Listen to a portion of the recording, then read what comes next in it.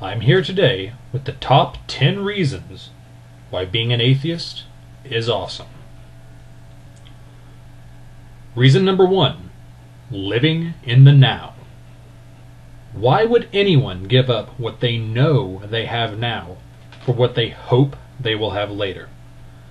I guess I can understand giving up a penny you have now for $1 million you hope you'll have later, but that's not the trade-off I think you're getting. Which leads me into point number 2. Heaven probably sucks anyway.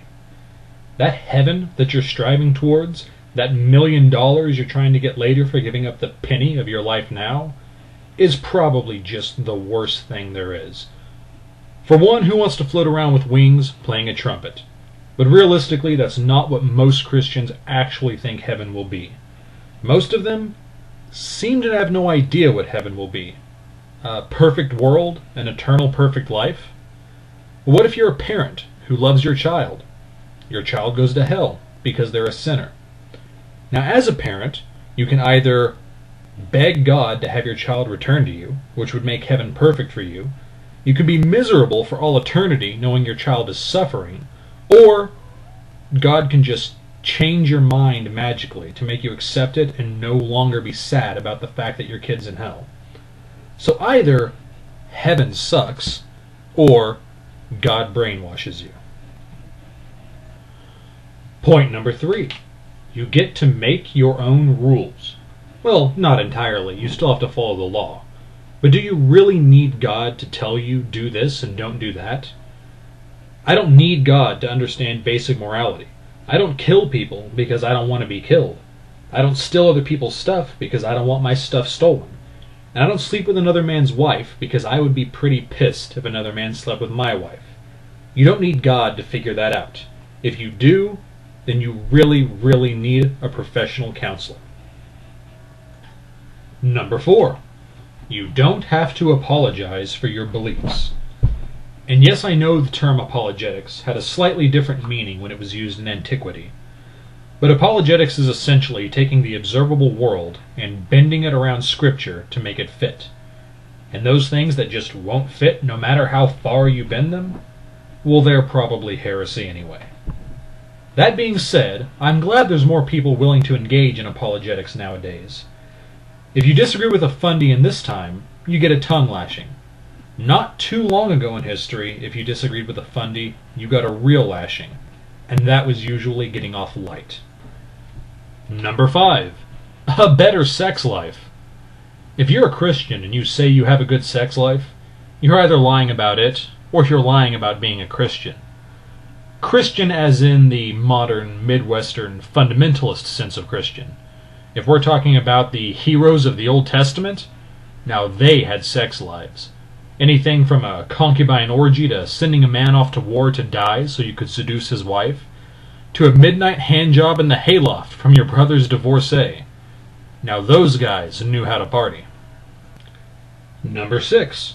You save time and money on rock gathering. Rocks were a big deal in the Bible. If a child was disobedient, you had to stone him. How many small rocks do you think it would take to kill a kid? Probably a good-sized satchel at least. And if a woman was raped, well, that could very well incite a stoning too. Of the woman, of course, not of the man that did the raping, just as long as the man was willing to pony up the dowry money. Seems like people would get stoned to death for jaywalking in the Bible. As an atheist, I only ever need rocks for my aquarium and for the occasional skipping stone. Got to admit, though, good, solid Christian values like pummeling a child with rocks until you crush his skull in are hard to come by these days. Number 7. Better living room decor and jewelry.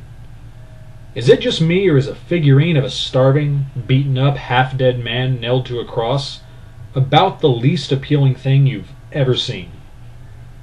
I think even Jesus might find this particular piece of living room art pretty tacky.